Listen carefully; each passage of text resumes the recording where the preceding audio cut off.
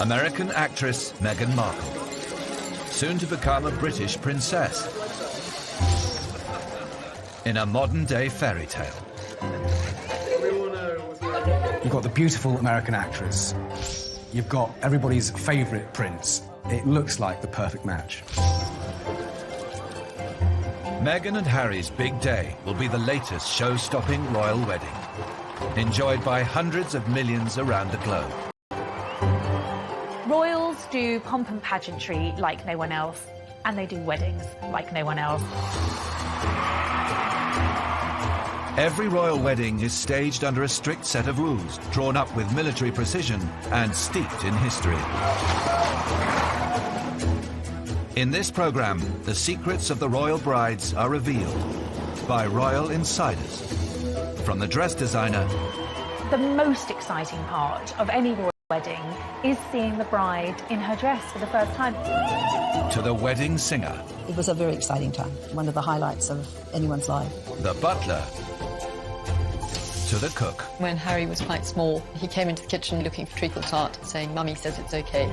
Producing Harry and Meghan's fairy tale wedding will require a small army, and nothing but perfection will suffice. They know the world is going to be watching. Make the slightest slip, everyone is going to know about it.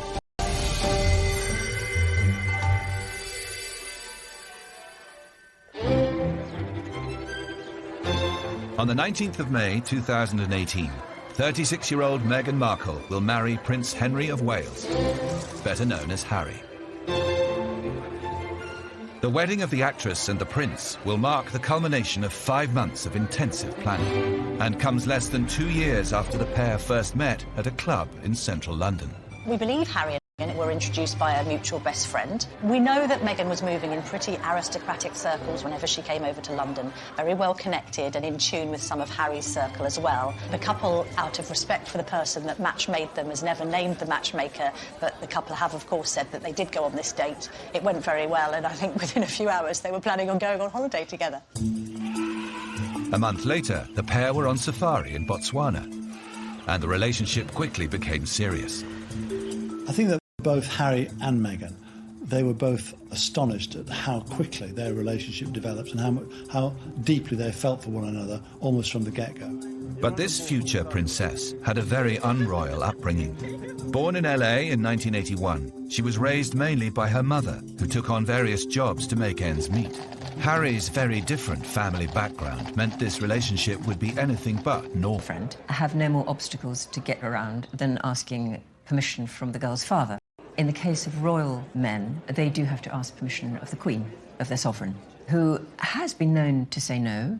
In the case of her own sister, she refused her permission to marry the divorcee Peter Townsend way back in the 1950s. Okay, great. Thank you. Like Peter Townsend, Meghan Markle is also divorced, once an insurmountable hurdle to a royal wedding. When the Queen came to the throne, divorcees were not welcomed at court.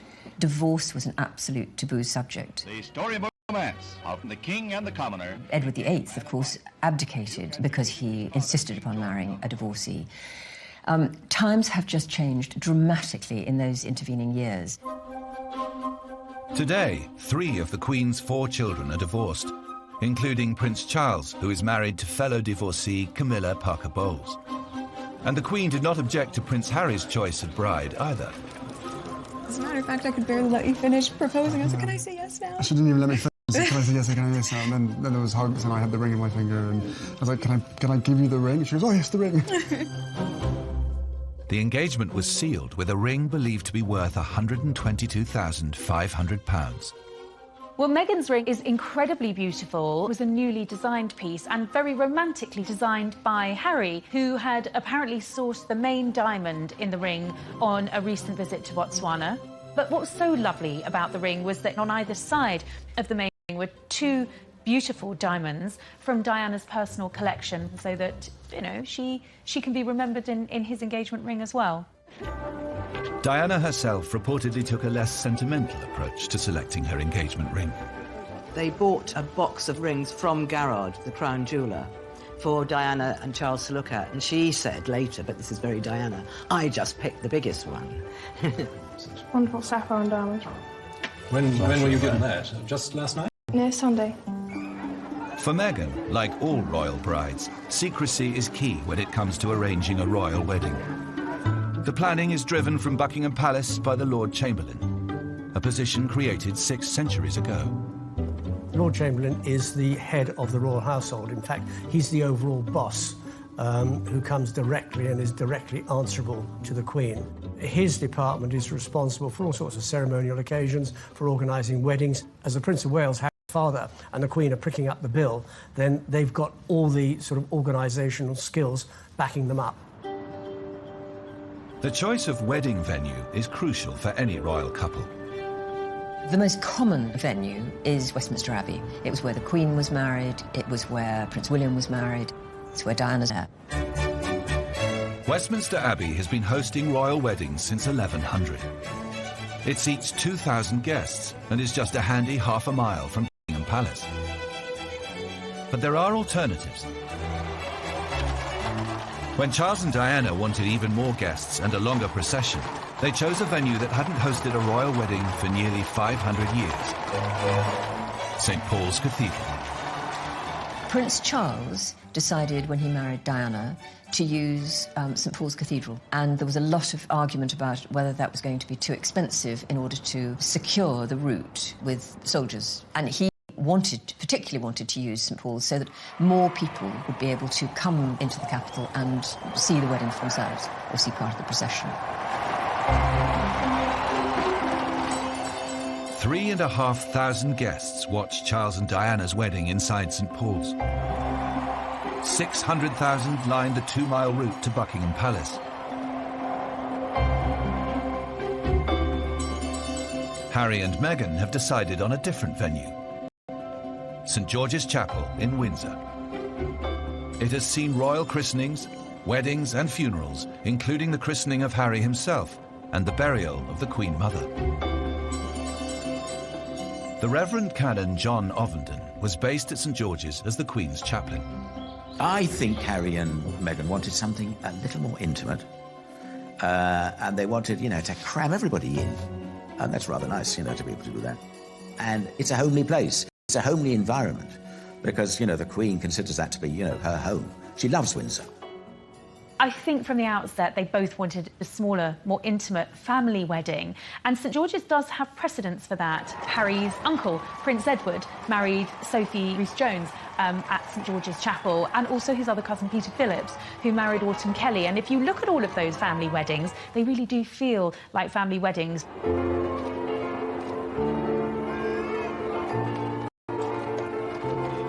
Harry and Meghan will have 600 guests at their wedding ceremony at St George's. Not many for a senior royal. Everybody wants to be invited, and those that aren't will see it as a personal and a social slight. When Prince William announced his engagement, they were given a list, as long as your arm, of people that had to be invited to a royal wedding. Dignitaries, ambassadors, heads of state, and on and on and on. And William took one look at this and said, well, if we invite all of these people, there's going to be no room for my friends. What do we do? He then went to the Queen, and the Queen said, what you do is you put that list in the bin, you invite all your friends, and if you've got space after that... There is a bit of potential for controversy because both are close, well, Harry particularly is very close to Michelle and Barack Obama, and I'm told had wanted to invite them to his wedding. But, of course, that could have put a possible diplomatic storm on the map with... But I think you're going to see quite a smattering of stardust because, of course, Meghan is a well-known actress and she's got a lot of well-known friends. And it's going to be that wonderful combination of royalty and celebrity, so it's quite an irresistible mix. The invites themselves are produced by royal printers Barnard and Westwood.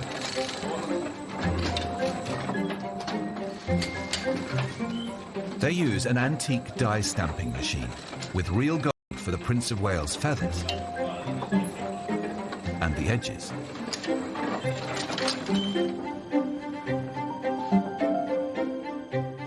Prince Charles's former butler, Grant Harold, still has his invite to the 2005 wedding of his boss, to Camilla Parker Bowles. This is the actual invitation, still in pristine condition, all handwritten at the front. The Lord Chamberlain sends out the invitations on behalf, well, he's commanded the Queen says he's commanded, because if you get an invitation from another member of the royal family, it'll be a case of request your pleasure. The Queen would send a command. Of course, today, if you don't turn up, they're not going to suddenly have you beheaded or take you off to one of the Tower of London or something. When the wedding day finally dawns, the pressure will be on. Coming up, we reveal a battle against time for the royal wedding team. And a battle against nerves, one royal bride. She hid under the duvet and absolutely refused to come out. She was so frightened.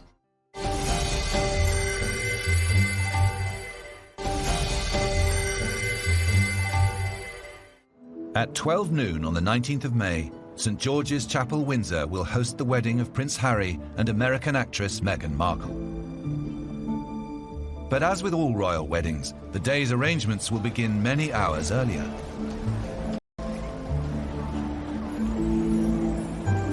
In 1981, Diana's dressmaker, Elizabeth Emanuel, arrived at Clarence House at 8 a.m. to meet the bride. Well, Diana didn't appear to be nervous at all, actually. Dave and I were nervous. Well, I was nervous. The Queen Mother was there, I remember, and we were dashing around, probably making a lot of noise, thumping on the floor.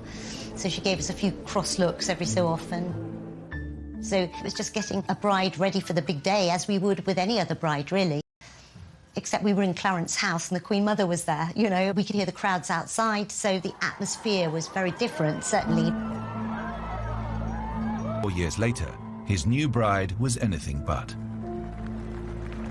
Camilla spent the night before her wedding at Clarence House. That morning of her wedding, she hid under the duvet and absolutely refused to come out. She was so frightened. She had to be coaxed out of bed. Her sister was there, her daughter was there, her dresser was there. And it was only when her sister said, right, I'm going to put your clothes on and I'm going to go and do this for you, that she got out of bed. She was terrified, and quite rightly. Nobody knew what kind of reception she was going to get. To head off criticism, the two divorcees chose to marry in a civil ceremony at Windsor's Guildhall. 20,000 well-wishers gathered to cheer Camilla's arrival. A crowd at least 5 times that size is expected for the wedding of Meghan and Harry.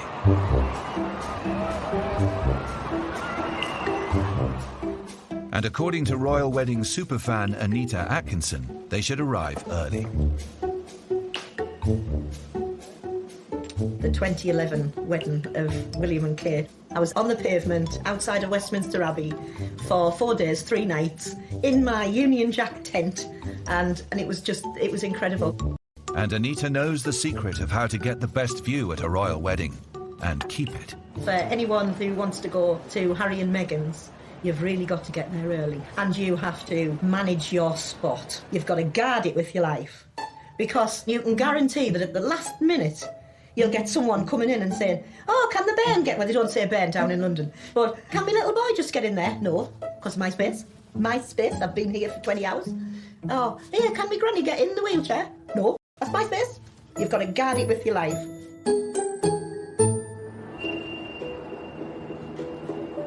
The arrival times of the invited guests are governed by strict protocol and planned to the second. One of the things about the royal family, everything runs to time. Everything runs to clockwork. Nobody is late. Everybody runs to the minute. At the wedding of Prince William and Catherine, general guests, including famous friends, were instructed to arrive by 9:45 a.m. 9:50 saw the arrival of senior politicians, opposition followed by the Prime Minister. At 10:15 came the first royals, the groom himself with best man Harry. The remaining royals follow in strict order of importance, culminating in heir to the throne Charles at 10:42 and the Queen at 10:45.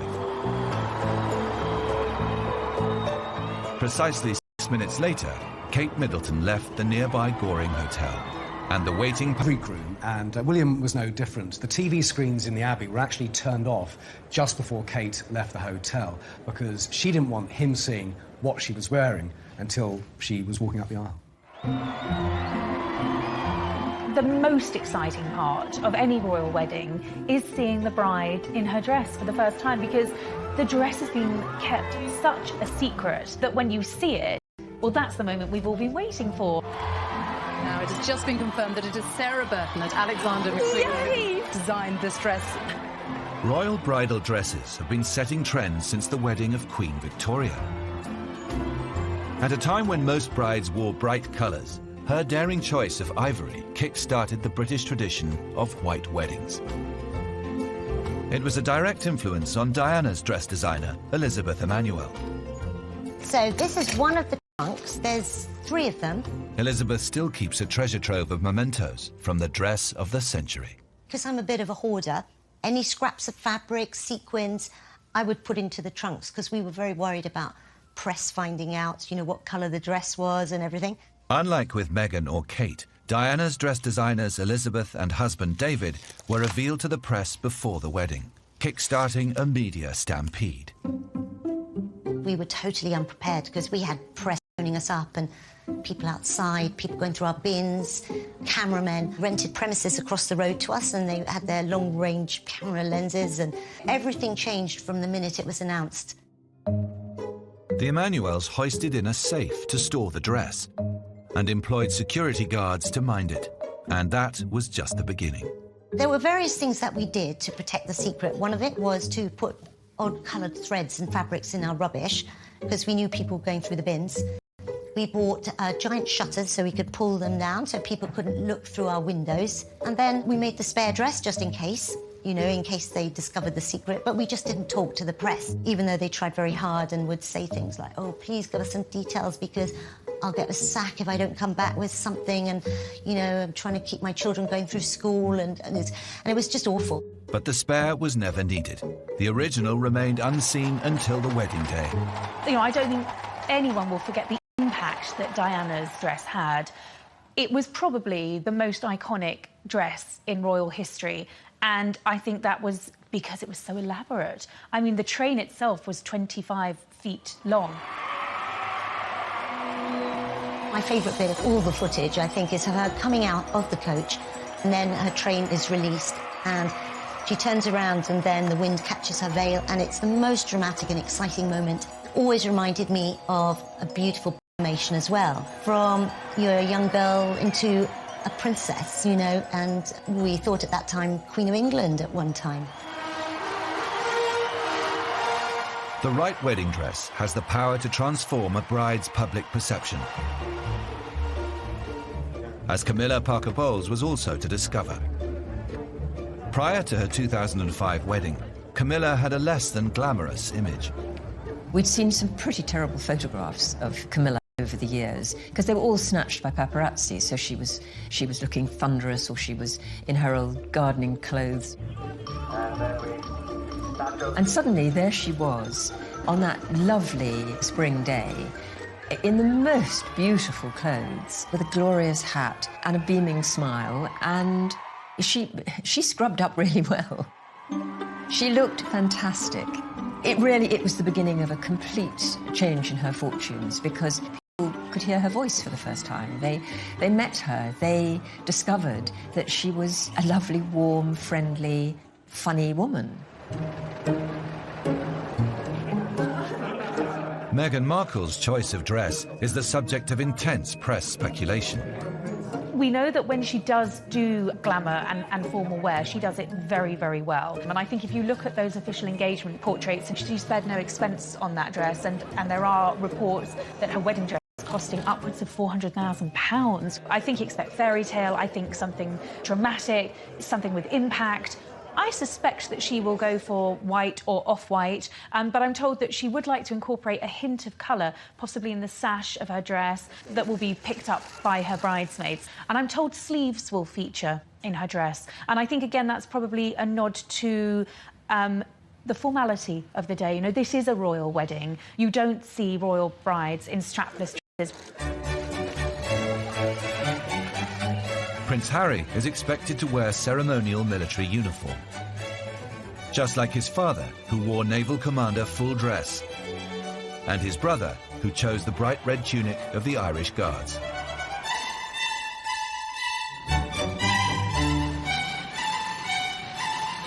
Russell Cashket's company holds a royal warrant to produce military coats and uniforms, and had the painstaking job of making Prince William's striking red outfit.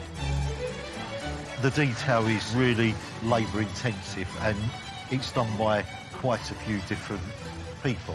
So, this is just a collar, the same as Prince William's, and there's 3 different types of gold on here. This is a diamond-cut gold. It reflects like diamond. If I pull it, can you see? His uniform in the strictest secrecy.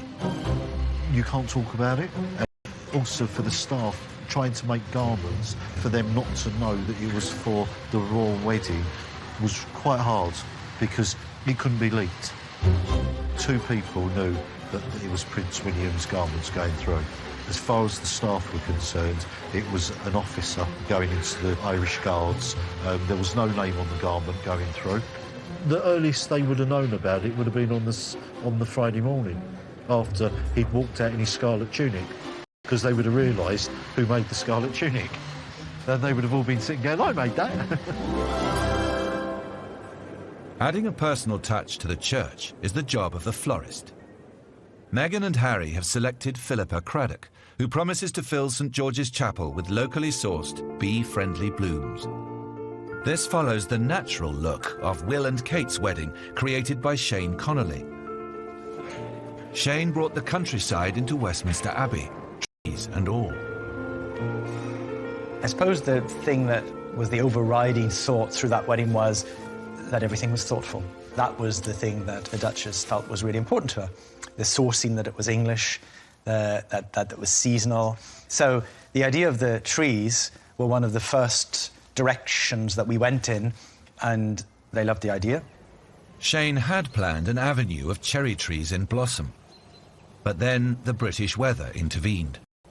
The heat leading up to the wedding was a huge surprise, and it got hotter and hotter, and my suppliers said, there's no blossom left. The week before the wedding, I had to phone the bride to say, there's no blossom, and the only thing we can do is have green trees. You know, I've got brides who have hyperventilated over, you know, the shade of a rose being pinker than they thought.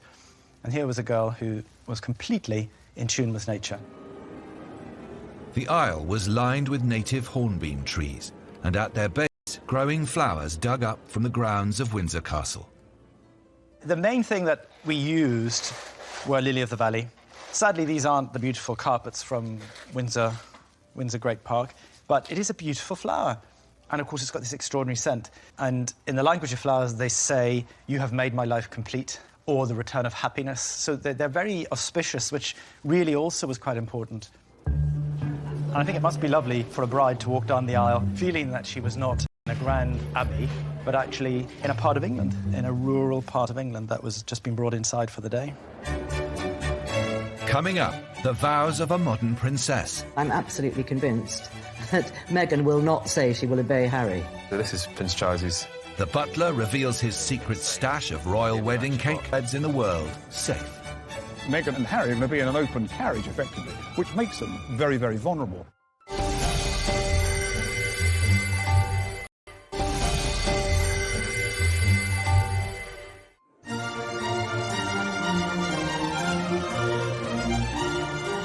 Royal weddings have become a global media phenomenon. 750 million people watched Charles and Diana marry in 1981. By 2011, viewing figures for William and Catherine were said to have reached 2 billion. Yet at the heart of this huge media event is a traditional British wedding service. Harry and Meghan will have the same freedom as any other couple to choose entrance music, readings and vows, all agreed with the churchmen in charge. I think the Archbishop of Canterbury is going to marry them, but the Dean of Windsor, the Right Reverend David Connor, will, take a big part, and the canons of St George's will be there, and they will have sat down with a couple and worked through, what it is they want. And I think there'll be 1 or 2 surprises. Wilt thou have this woman to thy wedded wife, to live together? Wilt thou obey him and serve him, love, honor, and keep him? And Elizabeth Alice Louise. Royal brides have traditionally vowed to love, honor, and obey their husbands. I, Sarah Margaret. I, Sarah Margaret. Charles Philip Arthur George. Wilt thou have this woman to thy wedded wife? Yet in 1981, Princess Diana broke with 4 centuries of tradition. The vows The royal brides are purely a personal choice. Diana broke with tradition by saying love, honour and keep. I, Diana Frances. Hi, Diana Frances. Fergie kept the love, honour, obey. Take the Andrew Albert Christian Edward. But then stressed afterwards that she wasn't the sort of girl that would obey, but she wanted to keep the wedding ceremony as it was. To have and to hold from this day forward. To have and to hold from this day forward. For better, for worse. For better, for worse. Kate Middleton, when she married Prince William, went back to Diana's idea of love, honour and keep, and I'm absolutely convinced that Meghan will not say she will obey Harry. Wilt thou love him, comfort him, honour and keep him, in sickness and in health? I will. One tradition Meghan is likely to follow is with the choice of wedding ring. And she who shall wear it may remain faithful to each other. At royal weddings, only the bride is given a ring, Together in love until their and it is usually forged from ultra-rare Welsh gold. As far as the wedding band is concerned, I would very much expect that Meghan will be given a wedding band made of Welsh gold, because that's traditional for Welsh gold by the people of Wales, and she gives pieces of that gold to the members of her family who are marrying out. Kate wears a band of Welsh gold, and I'm sure Meghan will have the same privilege as well. It's a family tradition. With the ring, I thee wed. I thee wed. With my body, With my body, I thee honour. I thee honour. The signing of the register is the only part of the royal wedding conducted away from the cameras. It's a lull in proceedings filled with music and sometimes a show-stopping singer. Musical legend Dame Kiri te Kanawa received the call-up for Charles and Diana's wedding.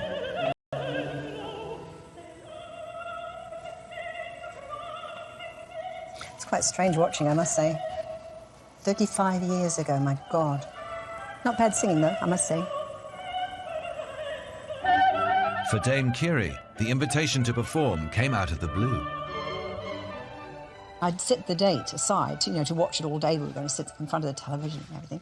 And then suddenly I get a call saying, you can't tell anybody, but Charlie's asked you to sing at his wedding. And, of course, I thought, Charlie who? Anyway, it was Prince Charles. And not for several months was I able to mention it. So it was really quite... Can you imagine a secret like that? It was a very exciting time.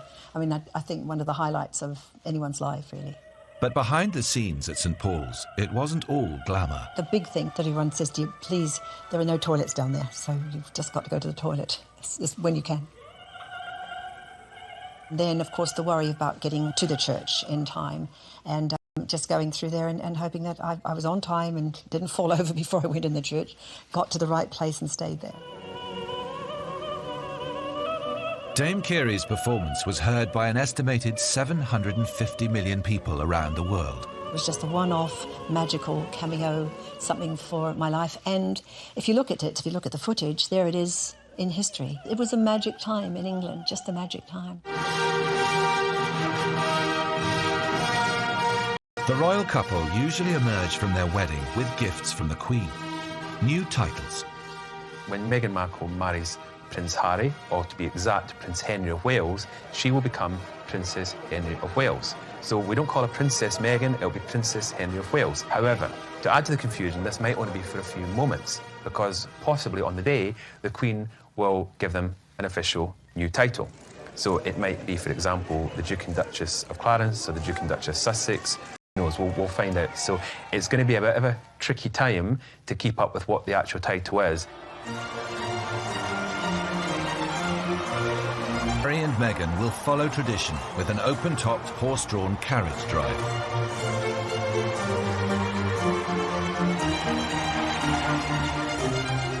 Their procession through Windsor town centre will present a huge challenge to security staff like Ken Wharf, former protection officer to Princess Diana. Well, when Meghan and Harry leave the gates here at Windsor Castle, from the total safety of Windsor Castle, you're really stepping into the unknown here.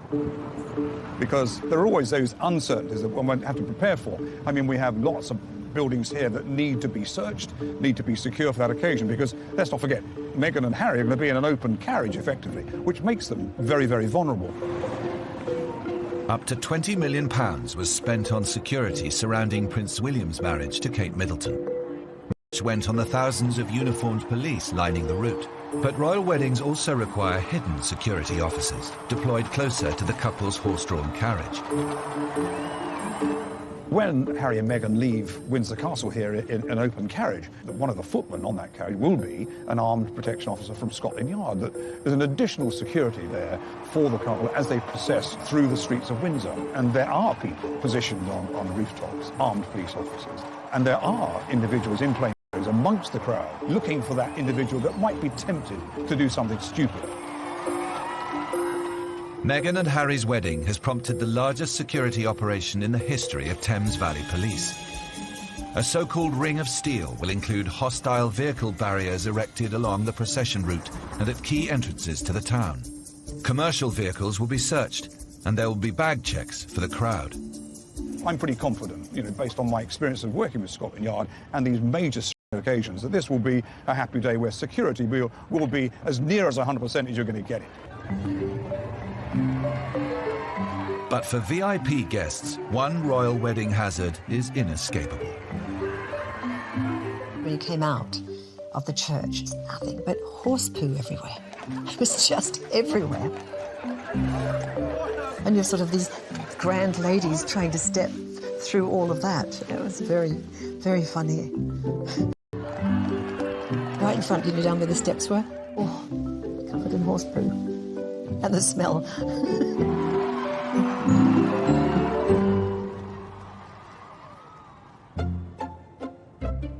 After the procession, 600 guests will join Harry and Meghan inside Windsor Castle at St George's Hall. Here they will find a vast dining table set for a 3-course dinner, all expertly laid by staff like former royal butler Grant Harold. So here what I've done is I've put down a main coin first, and again you use what I call my golden rule inch roll, which is where you put the thumb at the edge of the table from the knuckle to the tip, so that's about 1 inch, and then I'm going to build the cutlery around that. The whole table laying process takes 2 days and is rounded off by napkins given a suitably royal fold. I do the fleur-de-lis of Prince of Wales feathers. Here's the bit. We're going to flip it over, tuck it in at the back, and bring the sides down.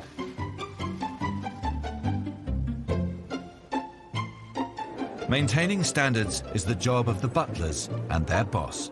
Even on some occasions, it is known that the Queen will even go round and check the table. She'll go round for a final inspection. With state banquets, she will go round and make sure that everything is how it should be. So she's quite strict about that kind of thing. She's got a very good eye for the attention to detail, and there's microphones in the flowers for when people do speeches. So that's where the actual microphones are, and she always makes sure that you can't see them. So she's been doing it for years. She's a fantastic hostess. She knows exactly what to look for, and she will notice if anything's not in place, if something's not been done right, she will pick up on it. The wedding breakfast itself is prepared by royal chefs to a menu drawn up by the couple.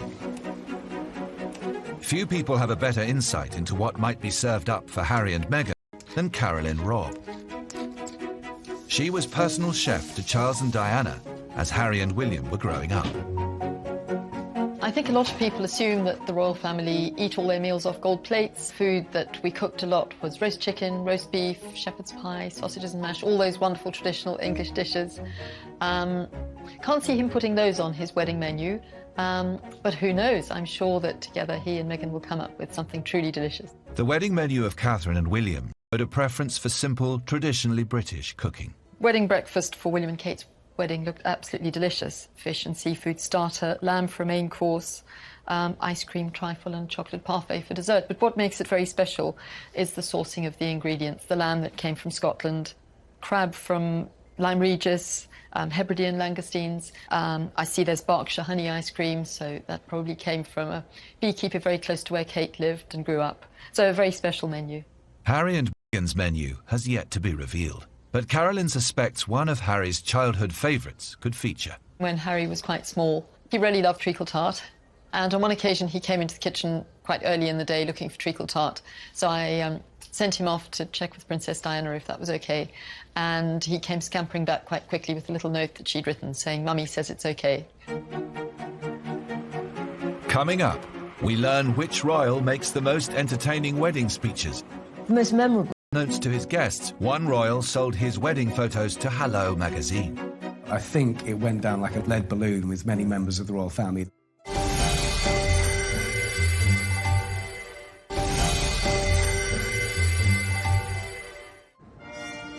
On the 19th of May, Windsor Castle will host the new royal bride and groom's wedding banquet.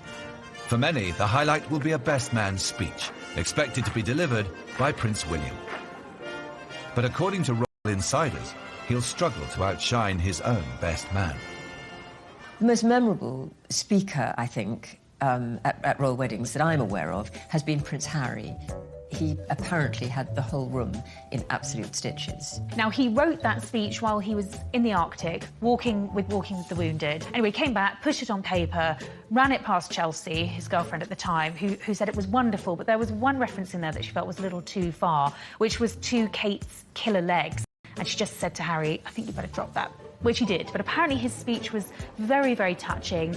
He referred to William throughout as the dude and sort of said if he could end up as happy as his brother, then he'd be a happy man too. So it was very sentimental and very, very funny speech, all delivered while he was wearing a fez, apparently. Every wedding guest will receive a memento, a piece of wedding cake packaged in a commemorative box. So this is Prince Charles's Dutch Commonwealth one, and then inside there we've actually got the cake still as it was all those years ago. And then here we've got a more recent one. So obviously this is Prince William and Catherine Middleton. This one you can tell has probably never even been opened before. We've actually got the cake again. I've just left them exactly as they were. And I have resisted ever going and having a nibble on them. Harry and Meghan look set to ditch this traditional style wedding cake.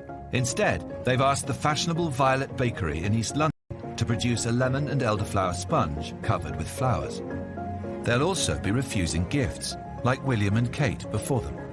Kate and William did it differently. They decided they didn't want any gifts, physical gifts. They wanted their friends to donate money to charity, and I'm sure that's what Meghan and Harry will do. After the main reception is over, an exclusive party of 200 guests will head half a mile south to the Windsor's private hideaway, Frogmore House. 10 years ago, Frogmore was the venue for the wedding reception of Harry's cousin Peter Phillips and his wife, Autumn Kelly. They provoked a scandal when, unbeknownst to most of the guests, they sold photos of the private bash to Hello magazine for £500,000. Generally, what happens in the private do's stays in the private do's. There are no cameras there, or none of our cameras are there. So what happened? Also, it's a wedding ceremony, which is where there's supposed to be a private situation, the most private the royals are ever in, inside their own home, for goodness sake. And they thought this was just photographers at a wedding and happily posed and grinned away. And then we're quite amazed in a couple of weeks afterwards to see 59 pages of a Hello supplement dedicated entirely to things that they thought were private family shots. I think it went down like a lead balloon with many members of the royal family. I don't expect that to happen with Harry and Meghan. Harry and Meghan's evening reception looks set to follow the model of William and Kate's, a private star-studded party that continued until fireworks at 3 a.m. There'll be a lead up for Harry's gang and Meghan's friends, and that could well go on well into the night. They're mates with Ed Sheeran, they're mates with Ellie Goulding, they're mates with Joss Stone. Elton John's got his place round the corner. I think he's cleared his diary. Stormzy could well be there, but at this stage we just don't know. Given Harry's reputation as a bit of party prince, I'm hearing that, what is being planned is going to be a pretty big party.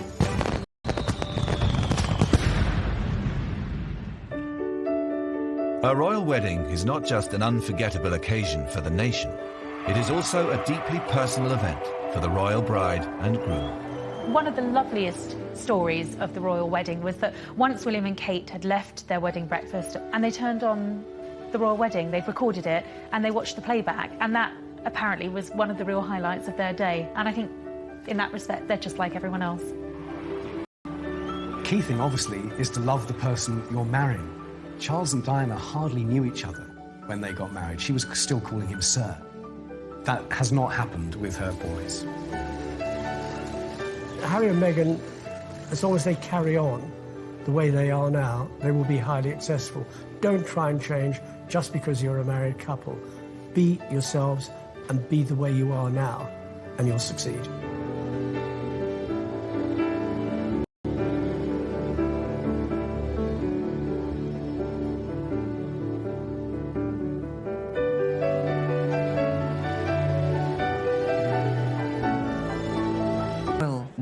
they do have to ask permission of the Queen, of their sovereign, who has been known to say no. In the case of her own sister, she refused her permission to marry the divorcee Peter Townsend way back in the 1950s. Like Peter Townsend, Meghan Markle is also divorced, once an insurmountable hurdle to a royal wedding. When the Queen came to the throne, divorcees were not welcomed at court. Divorce was an absolute taboo subject. The storybook romance of the king and the commoner. Edward VIII, of course, abdicated because he insisted upon marrying a divorcee.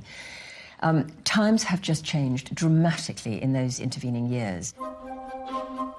Today, 3 of the Queen's 4 children are divorced, including Prince Charles, who is married to fellow divorcee Camilla Parker Bowles. And the Queen did not object to Prince Harry's choice of bride either. As a matter of fact, I could barely let you finish proposing. I was like, can I say yes now? She didn't even let me finish. Can I say yes, can I say yes now? And then there was hugs and I had the ring in my finger and I was like, can I give you the ring?